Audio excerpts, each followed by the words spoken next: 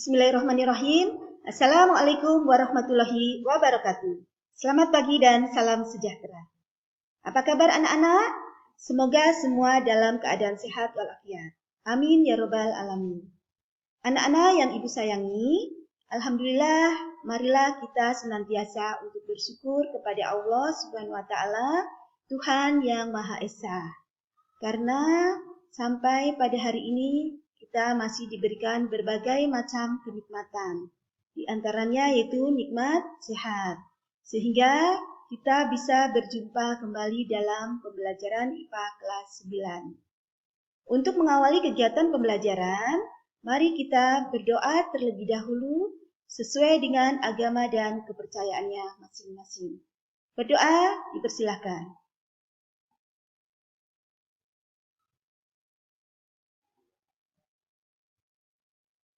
Selesai. Terima kasih. Anak-anak, jangan lupa silakan isi absensinya pada link yang sudah disediakan. Dan semoga kalian sudah memahami pertemuan yang kedua, yaitu tentang teori kemagnetan. Ya, kemarin kita sudah belajar mengenai magnet, bahwa ada 3 cara untuk membuat magnet, yaitu dengan digosok, kemudian dialiri arus, dan diinduksi. Pada pertemuan ketiga, kita masih belajar mengenai kemagnetan. Nah, kita akan belajar tentang gaya Lorentz. Nah, apa sih pentingnya belajar tentang gaya Lorentz ini? Dan apa itu gaya Lorentz? Setelah kalian mempelajari bab ini atau materi ini, kalian akan memahami konsep gaya Lorentz serta mengetahui peralatan di sekitar kita yang dibuat dengan menerapkan prinsip gaya Lorentz.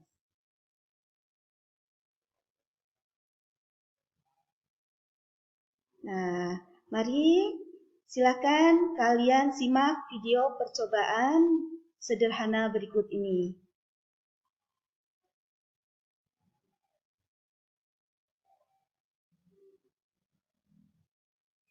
Ya, di sini ada beberapa alat yang digunakan untuk percobaan sederhana ya. Yang pertama, 1 buah baterai ukuran 1,5 volt, kawat tembaga, ada magnet, kemudian 2 buah peniti, kemudian ada lakban hitam, 6 ada lak gunting, yang ke-7 cutter, dan yang ke-8 kotak. Nah, berikut langkah-langkahnya. Yang pertama, kita buat lilitan kawat tembaga pada bolpen sebanyak 4 lilitan ya. Dan kita buat lilitan seperti ini.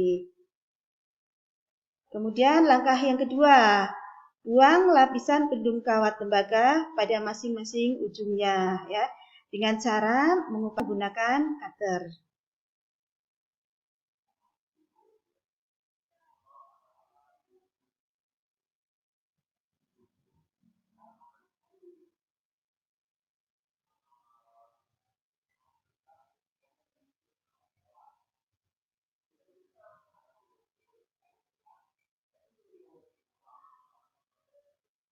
Nah, maka akan didapatkan seperti ini.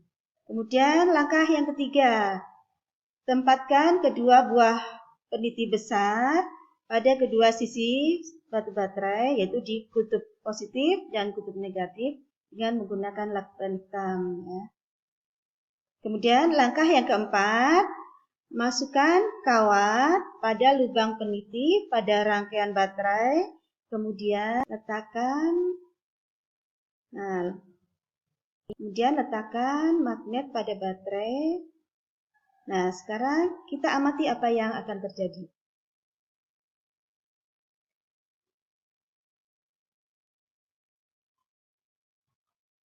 Nah, maka perhatikan, kumparannya akan berputar. Nah, kenapa kumparan bisa berputar ya? Dalam video tadi kalian simak, di sini kumparannya bisa berputar. Nah, hasil percobaan ini menunjukkan bahwa kumparan berputar itu karena adanya aliran arus listrik, yaitu dari sumber energi yang melewati suatu daerah yang terdapat medan magnet. Nah, daerah yang terdapat medan magnet ini masih mengandung gaya magnet atau gaya tarik, sehingga menyebabkan terjadinya gaya Lorentz. Nah, mari kita pelajari lebih lanjut. Apa itu gaya Lorentz? Berdasarkan prinsip gaya Lorentz adalah motor listrik. Nah, ini terdapat pada beberapa peralatan di sekitar kita, di antaranya yaitu pada motor dan juga pada kipas angin. Motor listrik digunakan untuk mengubah energi listrik menjadi energi kinetik atau energi gerak. Ya. Contohnya pada kipas angin. Motor listrik ini akan menggerakkan baling-baling. Motor listrik memiliki dua komponen, yaitu magnet tetap dan kumparan. Makanya tadi di percobaan sederhana kita menggunakan magnet dan juga membuat kumparan. Nah, jika ada arus yang mengalir pada kumparan yang terletak dalam medan magnet, maka kumparan tersebut akan mengalami gaya Lorentz sehingga kumparannya akan berputar. Agar kumparannya bisa berputar secara stabil, maka kumparannya pada ujungnya dibuat dengan melingkar atau secara melingkar. Nah, untuk lebih jelasnya mengenai gaya Lorentz, mari kita pelajari dengan penuh semangat. Medan magnet di sekitar kawat berarus listrik pertama kali ditemukan oleh seorang fisikawan bernama Hans Christian Ørsted. Ørsted menemukan bahwa di sekitar kawat berarus listrik, magnet jarum kompas akan bergerak menyimpang. Nah, penyimpangan jarum kompas akan semakin besar apabila kuat arus listrik yang mengalir pada kawat juga diperbesar. Arah penyimpangan jarum kompas bergantung pada arah arus listrik yang mengalir pada kawat. Nah, Ørsted menyimpulkan bahwa di sekitar kawat penghantar yang berarus listrik akan timbul medan magnet. Nah, sekarang kita lihat arah gaya magnet pada kawat yang lurus. Arah medan magnet pada kawat yang lurus dapat ditentukan dengan menggunakan kaidah tangan kanan seperti ini. Ibu jari menunjukkan arah medan magnet dan 4 jari menunjukkan arah arus listrik.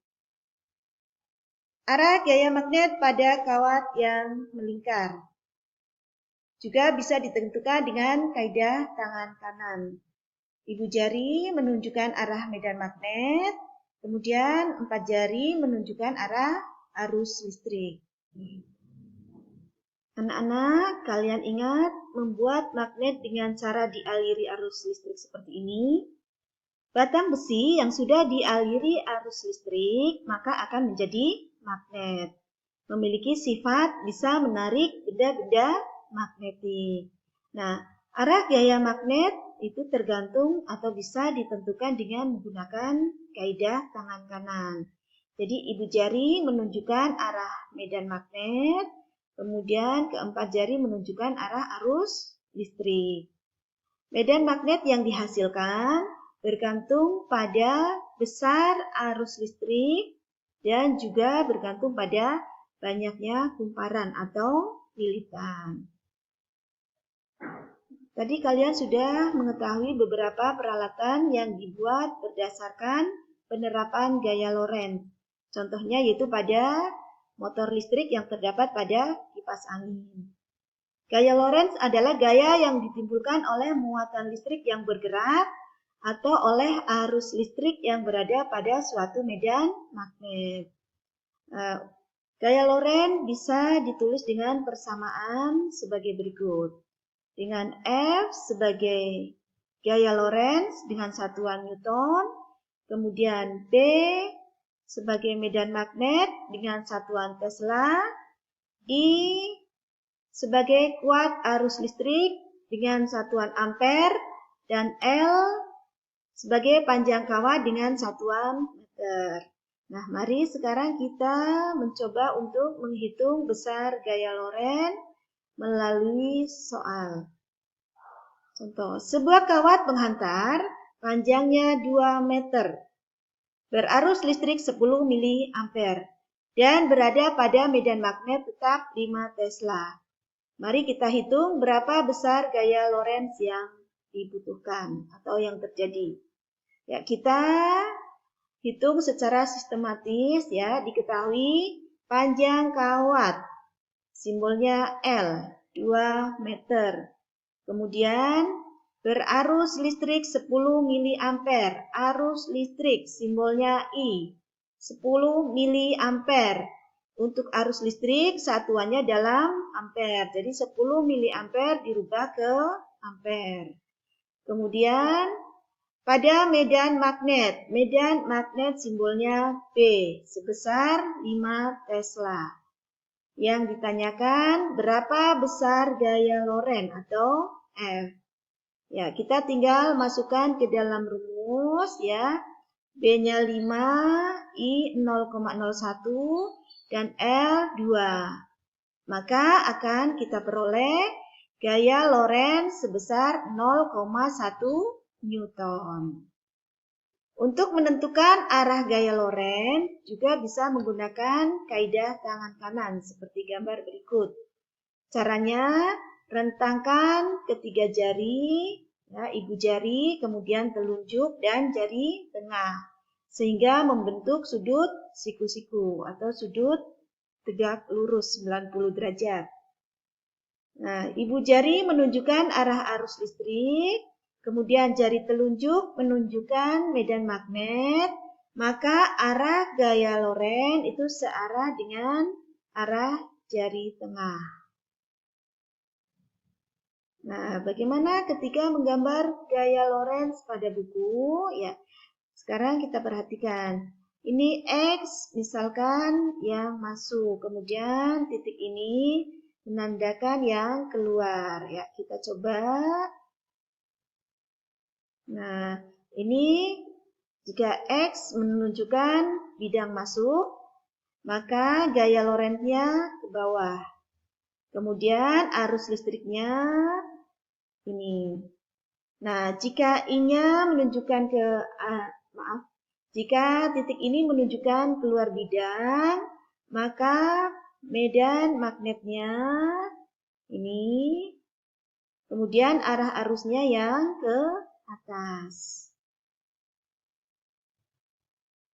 Ya, demikian materi pelajaran IPA hari ini. Seperti yang kalian ketahui, Allah menyediakan banyak pelajaran di alam semesta. Jangan pernah berhenti untuk belajar dan terus belajar dari alam. Dan jadilah penemu-penemu selanjutnya.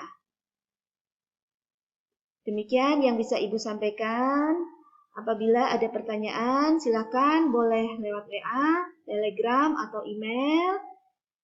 Kemudian mohon kalian tetap selalu semangat, selalu menjaga kesehatan, patuhi protokol kesehatan dengan cara menjaga jarak, memakai masker, dan rajin untuk mencuci tangan. Sekian dari Ibu. Wabillahi taufik wal hidayah. Wassalamualaikum warahmatullahi wabarakatuh.